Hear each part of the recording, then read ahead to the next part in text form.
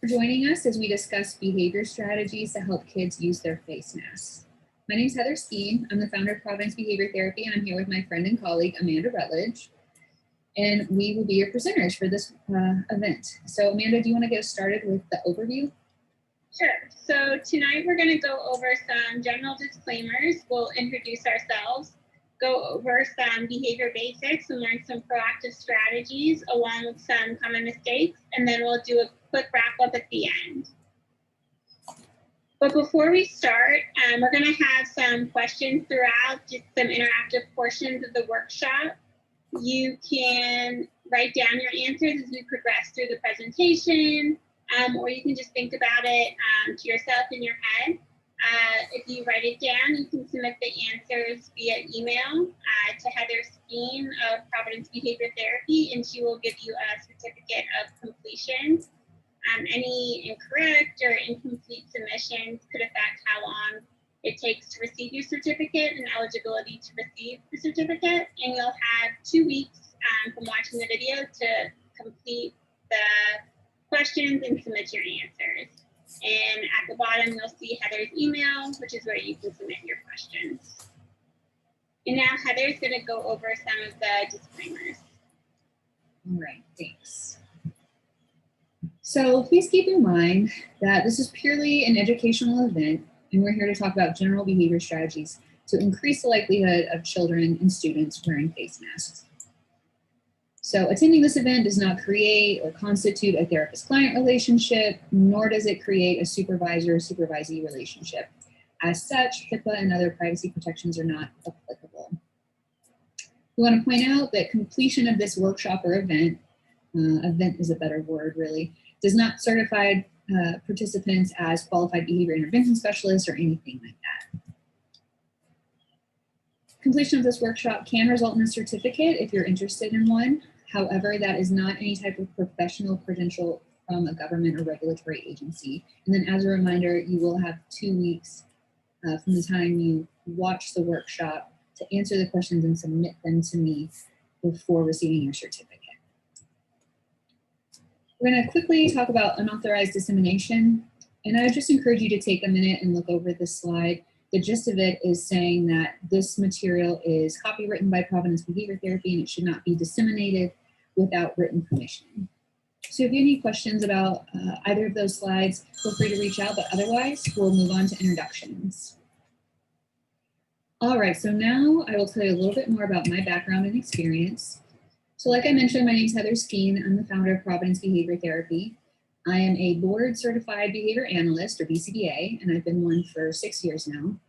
And here in the state of Texas, I'm also a licensed behavior analyst or LBA. And those two titles really mean that I specialize in behavior support and behavior-based therapy. So about 10 years ago, 11 years ago, actually later this month, I started working in the field of behavior analysis when I was in grad school for mental health counseling. And I started working at a center for kids with autism and just fell in love with it. So I've been doing those types of services since. Over the past 10 years, I've worked with kids as young as 2 through adults in their 50s, but primarily specializing in children and teenagers. I've worked with people diagnosed with autism, ADHD, intellectual and developmental disabilities, people with mood disorders, and people with oppositional and defiant behaviors or oppositional defiant disorder. About 5.5 years ago, I really started learning and using American Sign Language.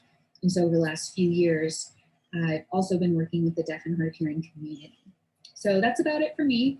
I'll go ahead and turn it over to Amanda and she can tell you a little bit more about her background. Sure. My name is Amanda. I've been in the field of applied behavior analysis for about 10 years, and I've been a board certified behavior analyst or BCBA for 5 years. My undergraduate degree is in special education and my graduate degree is in school psychology. I am the founder of the Bigger Picture ABA, and I also currently work at the University of Pennsylvania as a school-based consultant.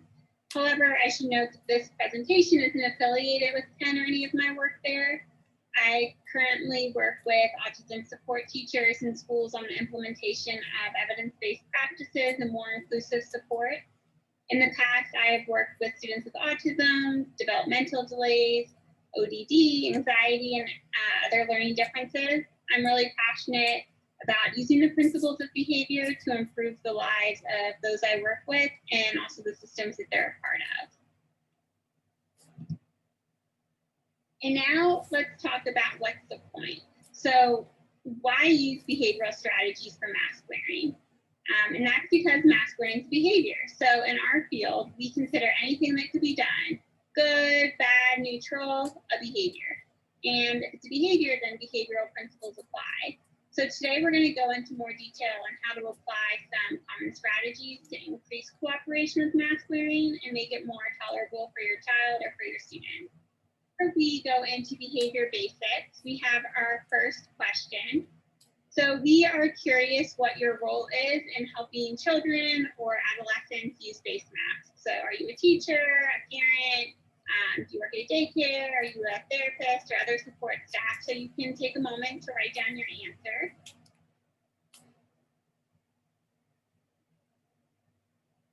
And now we will go into some behavior basics. So like I mentioned earlier, anything someone can do is considered a behavior. And it's important to think about behavior in relation to the environment. So in other words, behavior doesn't happen in a bubble. In ABA, we talk a lot about the ABCs of behavior. So the A is the antecedent, which is really just a fancy way of saying what happens immediately before the behavior. The B is the behavior, and the C is the consequence, or what happens immediately after the behavior. The consequence can either be reinforcement, which means the behavior is maintained over time or it increases over time, or it could be a punishment, which would decrease the chance of that behavior happening again in the future. For the purpose of this presentation, we're really only going to focus on reinforcement. So we're thinking about what could be done after mask wearing to help that behavior, which is the mask wearing, reliably occur again in the future. And I also want to take a moment to point out that 2/3 of this equation is the environment. So the behavior is definitely a big piece, but this is really empowering to think about because that means we can do more to make positive changes than we initially think. So now let's talk about function. So understanding behavior can help you change behavior. When we think about the functions of behavior, we're really thinking about why is the behavior happening? And all behavior happens for a reason. So the functions of behavior are attention, and that could be from adults or from peers, escape or avoidance, so to get out of something or to get away from something, tangible, which is just to get some specific item or object, or sensory, basically meaning it just physically feels good. So of course, this is really an oversimplification, as behaviors can be the product of multiple functions combined or occur only under very specific circumstances. However, tonight we're really going to largely focus on escape or avoidance, because I'm sure we can all agree that mask wearing is aversive at its worst, pretty neutral at best. Nobody's really wearing a mask because it's inherently fun or comfortable or enjoyable. In regards to mask wearing, there's different ways you could avoid it. You could avoid it by just not putting it on, or you could escape it by taking it off, which, like I said, is really pretty understandable. Mask wearing isn't particularly pleasant or comfortable. And tonight we're going to talk more about what to do to help encourage mask wearing, which, like I stated earlier, is really aversive to a lot of people. And realistically speaking, it's likely to be more aversive to children or students with autism, anxiety, developmental delays, or some other kind of sensory difference. And while mask wearing is unlikely to be anyone's favorite activity or something you would choose to do under typical circumstances, there's steps we can take to make it less likely that our kids or our students will try to escape or avoid that request. If mask wearing is so aversive, how can we make it more tolerable and increase cooperation when it comes to mask wearing? So the answer is reinforcement. We want to tip the scale. So without applying behavioral strategies to assist with mask wearing, it's hardly worth it to most children. So let's look at this example. So on one side of the scale, you see what the child gets out of not wearing a mask. They get to be comfortable, they get to keep doing what they're used to, and they don't have something extra to keep track of during the day. If you look at the other side of the scale and think about what your child or student gets out of wearing a mask, they're less likely to get sick, and an adult might tell them, nice job wearing your mask. But I want to mention not getting sick. Even though it's a really strong reinforcer to us as adults, it's probably less important to children. It's more abstract. It's pretty ambiguous. So throughout this presentation, I want you to think about how you can tip that scale using some of the strategies that Heather and I go over. And it's important to remember that all children are different. So the specifics of what might tip the scale for one child or student might not be the same as what tips the scale for another. And even going back to the scale visual, you can see that not everything's weighted the same. So in this example, being comfortable is the biggest box because that's the most important thing to this child, where not getting sick or an adult saying good job, they're not as important to this child. Next, we're going to talk about shaping. So shaping simply means reinforcing small steps along the way. So in other words, setting a goal and then celebrating the smaller victories. So I'm not a runner at all, so I'm not really sure why I chose this analogy, but you could think of this kind of like running a marathon. So you don't go from sitting on the couch, watching Netflix, never running, to running a marathon the next day. There's a lot of intermediate steps in between. So if you're a runner, which again, I'm not, so maybe this could be a good plan for me. You would set a small goal, something that's a challenge, but still realistically achievable. So for me, that might be running a mile without stopping. And then once I reach that goal, I would celebrate, which would be my reinforcement, by going out to a restaurant with a friend, assuming the pandemic is over. And then once I'm consistently running 1 mile, I wouldn't celebrate or reinforce that anymore. I'd instead increase my goal to something a little bit more challenging. So maybe now my goal is to run 3 miles without stopping. Once I achieve that goal, I would again celebrate or reinforce my success. For me, maybe I would get a new pair of running shoes, and then I wouldn't celebrate or reinforce 3 miles anymore. Once I had that pretty consistent, then I would reinforce another goal. So maybe running 5 miles. I would continue in that fashion until I had run a marathon. So this is an ideal scenario. In the real world, there's likely going to be setbacks. And one of the most common setbacks is setting a goal that's too lofty. If this happens, it's really not a big deal. All you have to do is just go back to a more manageable step and then increase your goal by a smaller increment and then build up a little bit more slowly. You might also need to go back if something unexpected or aversive happens. So in the case of running, maybe you get sick or you get a stomach bug. Running 5 miles isn't as achievable as it was before you got the stomach bug. You have to back up a little bit, back to 3 miles, and then work your way back up again. That's, again, no big deal. The same might happen to your child or your student when they're wearing a mask. Maybe they had to wear their mask to an unpleasant doctor appointment or somewhere else that's not really their most favorite place to go, and the mask is aversive now. Or maybe they were outside taking a walk and it got wet in the sprinkler, but either way, the mask is now associated with things that are less pleasant. So just like with the running example with the stomach bug, you're just going to back up again to a step that you think is achievable and then work your way back up again. The last behavior basic I'm going to go over is desensitization, which is really similar to shaping. And in fact, those two strategies can work really well together when combined. So desensitization is about building up tolerance and comfort to help things not be so scary or uncomfortable or unfamiliar. So to use this strategy first, you want to meet your child or student where they're at and then build up from there. So if you look at this example, maybe the child will look at a mask, but they're not willing to even hold one. So if a child won't hold a mask, they're really not likely to go from that to wearing a mask in school or in other environments every day. So as we talked about shaping, there's a lot of intermediate steps in between, and you want to use reinforcement and shaping. So remember, we reinforce those small steps. So in this example, it might look like the child holding the mask, and then immediately after they hold it, they get access to some sort of reinforcement. Maybe this child really likes video games, so as soon as they hold the mask, they get to play video games for a little bit. And it's important to remember these reinforcers will really vary depending on the child. You'll do this a few times, build up some success, and then you would stop reinforcing holding a mask. And now you would increase the expectation a little bit, and now you want the child to hold the mask to their face. So you can see how this is a lot like shaping. So you're shaping by reinforcing those small steps or victories, but you're also desensitizing by slowly getting the child accustomed to the mask and decreasing their fear, anxious, or uncomfortable response to being asked to wear a mask. Generally though, like I said, desensitization is a process that's used for experiences that are non-preferred or aversive, and it's not necessarily the most fun process to go through.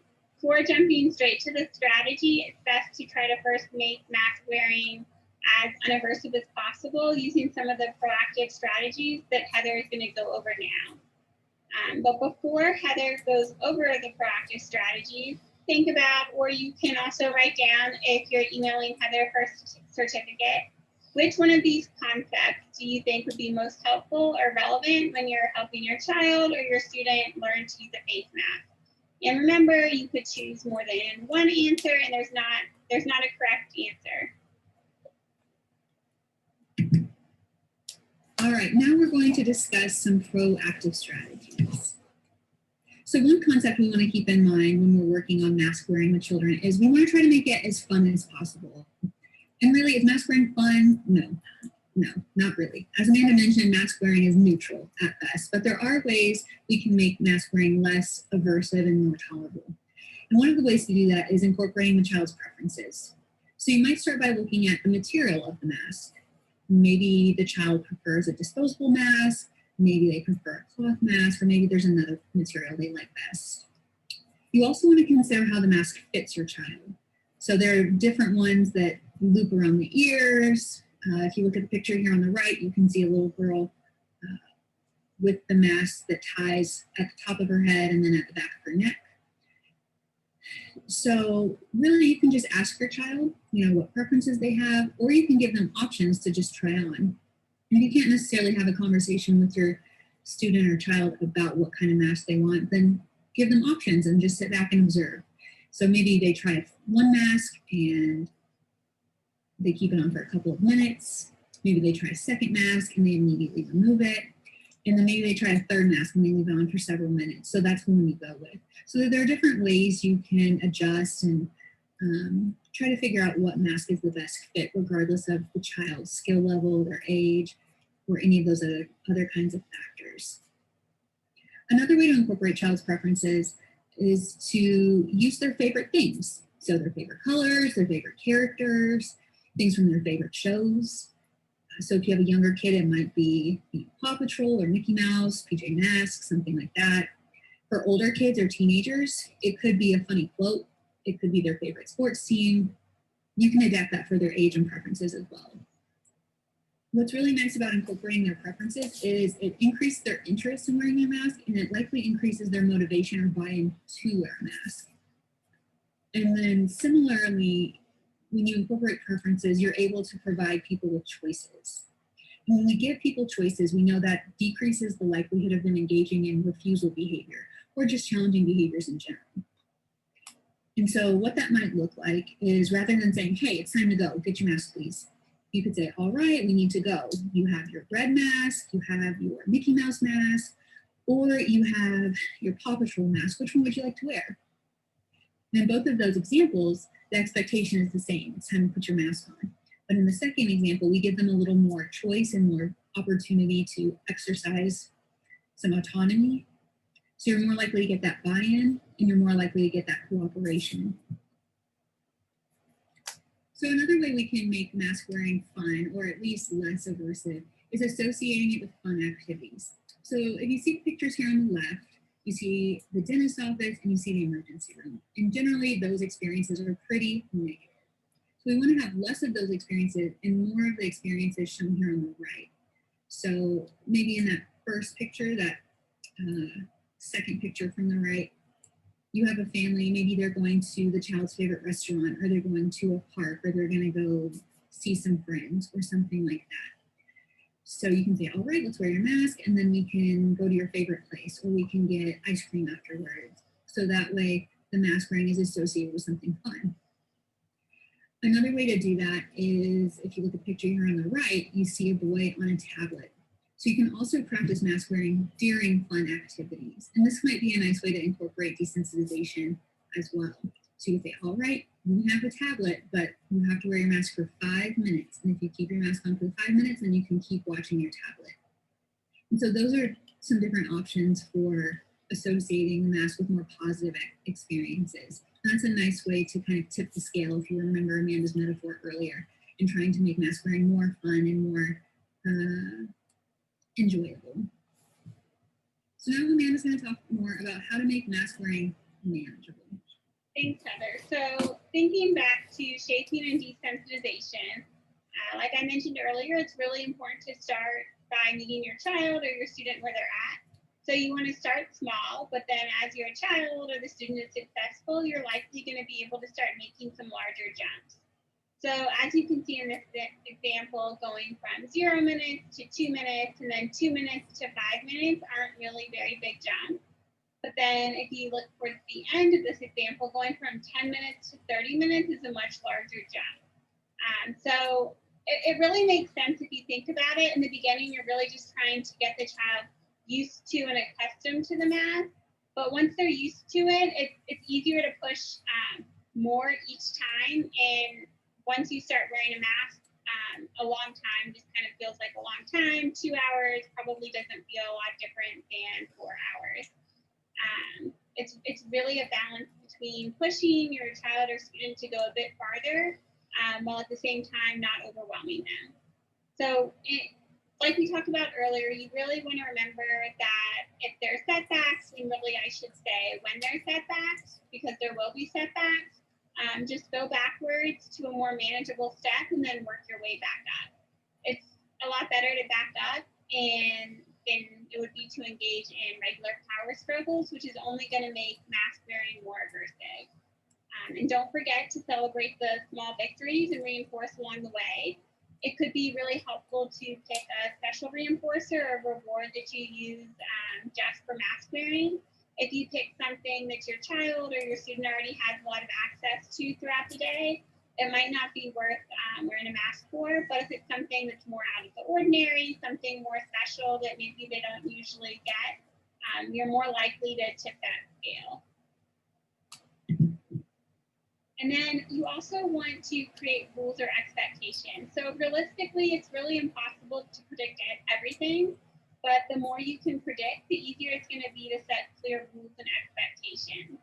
So you want to make mask wearing as routine as possible, and that's going to help your child or your student know what to expect and help minimize some of those power struggles. And if you think about it, even in class as adults, we like to know these things too. So it would be pretty disorienting if you couldn't quickly predict where you had to wear a mask or who you had to wear a mask with. If you didn't know when you had to wear a mask or how long you had to have it on, it would be really unsettling if you had to put a mask on and then you had no idea when you could take it back off. And the same is true for our children and our students. The best way to set expectations is with consistency. You could also use visuals to help explain the rules. And Heather's going to talk more about how to make these expectations clear. All right, thanks, Amanda. So now we're going to talk about different strategies to use to help make mask wearing more clear, or the rules around mask wearing more clear. So 3 strategies we're going to discuss are modeling, visuals, and conversations. And really, there's a lot of overlap between these 3 strategies, and they work together really nicely. And modeling, visuals, and conversations emphasize the rules or expectations surrounding mask wearing, or whatever it is you're discussing in general when you use these strategies. So with modeling, you can see in this picture on the left, the little girl has her mask on and her animal has the mask on. So that might be a nice way to go when working with younger children or children who really like stuffed animals. You can practice with their animal as well. If you have older children or children who might not be as interested in the animals or toys with masks, then maybe your modeling looks more like the picture here on the right. And you can see there's the adult wearing the mask and the child wearing the mask as well. You can also use both of them. You don't have to pick one or the other. You could do both at different times. And so with these examples, you can discuss, well, what happens if I get frustrated while I'm wearing my mask? What happens if my mask falls off? what happens if my mask starts really bothering me? What can I do? So in these examples of modeling, you can discuss coping skills or coping strategies. You can discuss appropriate reactions to different scenarios. Another good strategy to use is visuals. So this example we have here, as you can see, it's pretty simple. We use first then language, which is a nice kind of clear-cut way of describing what's expected and what's about to come. So in this example, we say first, we put our mask on, we go to the store, and then we can go swim. So when we're looking for visuals, there's many different options. If you do a quick search online, you can find lots of pictures, lots of videos, stories, those sorts of things. And with visuals, it's nice because you can easily adjust them depending on the learner's age, their preferences, and their skill level. So with this example, maybe it's a great fit for your child or student. Maybe you need more pictures, or maybe you need less pictures, and maybe you need more words. You can really adapt this and modify it as needed. And then the last strategy we're discussing is conversations. So here you see the woman, she says, "Can you remember the rules for wearing our mask?" And the boy replies, "I have to keep it on the whole time, and if I feel frustrated, I can ask for help." And then she follows up with, "Why is it important to wear our mask?" And he replies, "To help us stay safe and help others stay healthy and safe too." So what's nice about conversations is, again, like the previous two strategies, they really emphasize the rules and expectations. And they can also lead you to a discussion of values as well. So, it's important for our health and our safety and respecting other people. So it's a nice way to incorporate values too. Something I've found really useful when having conversations is for kids, but really people in general, we're more open and more likely to be cooperative and listen to what people are saying if they engage us in a conversation, rather than lecturing us or telling us what we need to do. So this is kind of similar to providing choices. When you have a conversation, you allow someone to ask questions. You give them opportunities to share their opinions, to share their ideas. You are allowed to elaborate more if you, excuse me, you're allowed to elaborate more if you need to as well. So again, all three of these strategies are really good at emphasizing rules and expectations. All right, that leads us to our next question, question 3. Which proactive strategy do you think is most beneficial? And again, there are no wrong answers. This is your personal preference. So you have make it fun, make it manageable, and make it clear. And again, if you're submitting your answers for a certificate, you can jot those down. If you're not, that's fine. Maybe just take a second and think about it. Okay, now moving on to common mistakes. So Amanda will start us off here, and she will start by talking about how we want to avoid forcing it. So we really want to do our best to avoid making mask wearing aversive, and you really want to avoid forcing it. So as you can see in this example here, the dad is saying, "You're not in charge, we're not leaving until you put your mask on," and the boy is yelling no, probably in the middle of a tantrum. So we want to try to avoid these kinds of situations by ending on a good note. So if you can anticipate that things are about to go south, then I would recommend offering to let the child take off their mask instead of waiting for things to kind of turn sour. So that way the child took off their mask because you offered that option rather than because of challenging behavior. So what I mean by that would be if your child is starting to whine, you can tell they're getting pretty agitated, and you know your child, you know the next thing they're going to do is take the mask off their face.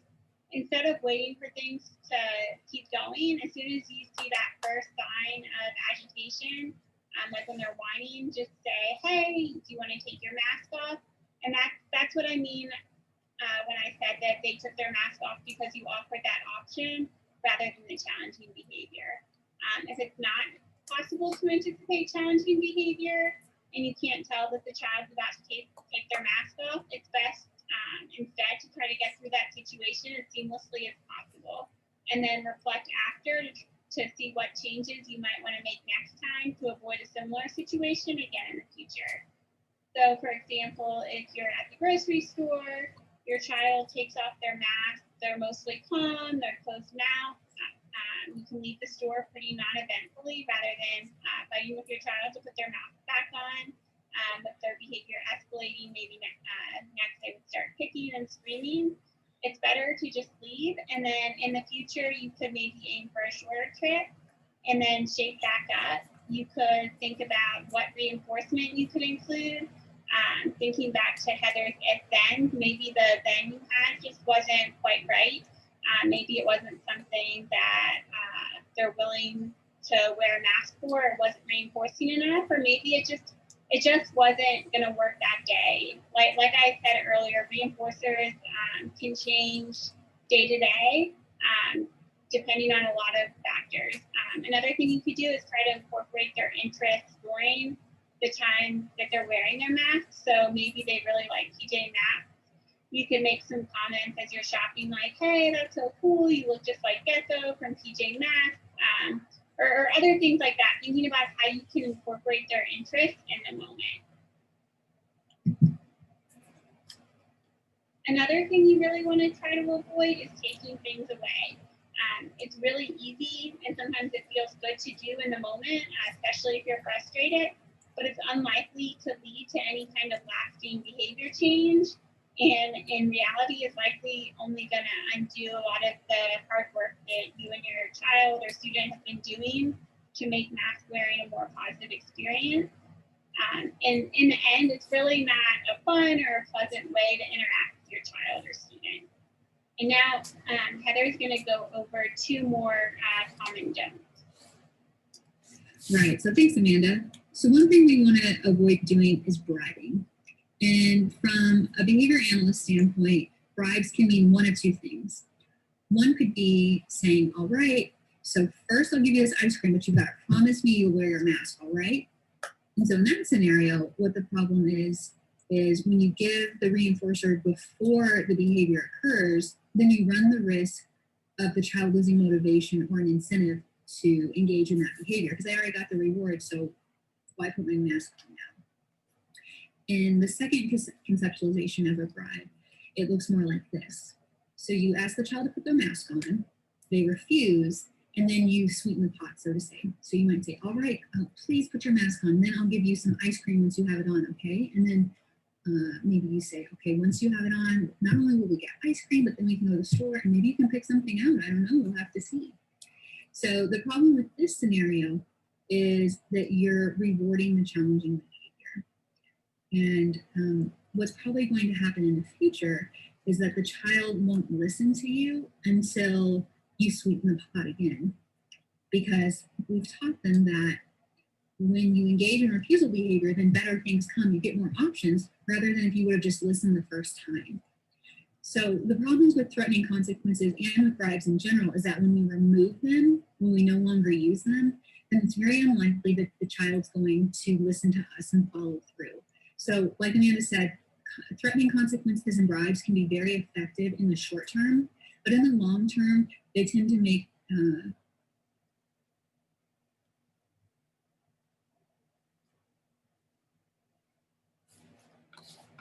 unfortunately. Okay, the last common mistake we want to avoid is inconsistency. So Amanda's mentioned it already a couple of times, that consistency is very important because it increases the likelihood of predictability. And when we're able to predict what's going to happen, we know those expectations, and we're less likely to feel anxious, and we're less likely to engage in challenging behavior. If expectations and rules vary, if they're constantly changing, then it's really easy for people to get confused, and then it's really easy for them to get frustrated, which can lead to challenging behavior. So again, consistency is just going to be really important. So now let's kind of reflect on those 4 common mistakes and talk about what to do instead. So rather than forcing it, we want to shape the behavior. We want to start easy, set our students up or our children up to be successful, and then increase the requirements over time as they're meeting expectations. Rather than threatening consequences, we want to pick our battles, and then later on, if we need to, we can reflect and adapt. So you know, like Amanda mentioned, if you're in the store, maybe you just try to cut your losses and get out of there as quickly as possible before challenging behavior escalates. And then, you know, next time, okay, I need to make a shorter trip, or I need to pick a better reinforcer. Instead of bribing, we want to use positive reinforcement or positively reinforce. So that's where it comes in really handy to set up rules or expectations beforehand so the child knows what they're working for. So, you know, for example, if we wear our masks and we go into the store, then afterwards we can get pizza. And then lastly, rather than being inconsistent, we want to be consistent, of course. So again, just emphasizing the importance of predictability. Okay, this is question 4. So which common mistake will be the most difficult for you to avoid? And you can choose any of these, you can choose multiple of them, or you can none of them, or maybe a different one. It's up to you. So go ahead and think about that for a minute, and then we will wrap up. Just some quick reminders about the certificate of completion. If you'd like one, you need to email me all of your answers. If any of them are incomplete or incorrect, we'll need to chat about that. This could lead, this could affect the time it takes for you to receive your certificate or your eligibility to receive one. As a reminder, you have a couple of weeks, 2 weeks, to watch the video and submit your answers to me here, heather@providencebehaviortherapy.com. If you're looking for more support related to mask wearing in particular or other behavior needs, Providence Behavior Therapy offers one-on-one behavior therapy, parent training or parent support, behavior evaluations and assessments, social skills groups, workshops, and free events. They're kind of similar. So community workshops that occur periodically, as well as some pre-recorded workshops. And I can also offer private agency workshops as well. I provide ARD, if you're here in the state of Texas, that's what we like to call it, or IEP support. And then staff support and training, but obviously that just requires a little more discussion between different groups of people. So you can check out our website for more information, or you can contact me. Some other events we have, these first 2 flyers are for pre-recorded workshops. The first one is an introduction to special needs for caregivers. So for people like extended family members, babysitters, maybe new paraprofessionals that are working with children who have special needs, just to get kind of a baseline understanding of some family dynamics, basic behavior management strategies, and teaching and playing skills, how to address those. We have a pre-recorded workshop on toilet training, which is pretty clear, I think. And then I like to just remind people with this third flyer, we do have a free monthly online support group for parents of kids with special needs. And that's all we've got for you guys. So here's our contact information. If you don't follow PBT on social media, please consider that. You can follow us on Instagram, Facebook, and LinkedIn. You are also welcome to leave a review on Facebook or on Google Business. If you have any questions or concerns related to the presentation, please feel free to reach out to me. I can also forward any questions to Amanda. But that's all we've got for you guys. So good luck with trying to get your children to wear a face mask and be safe. Thanks.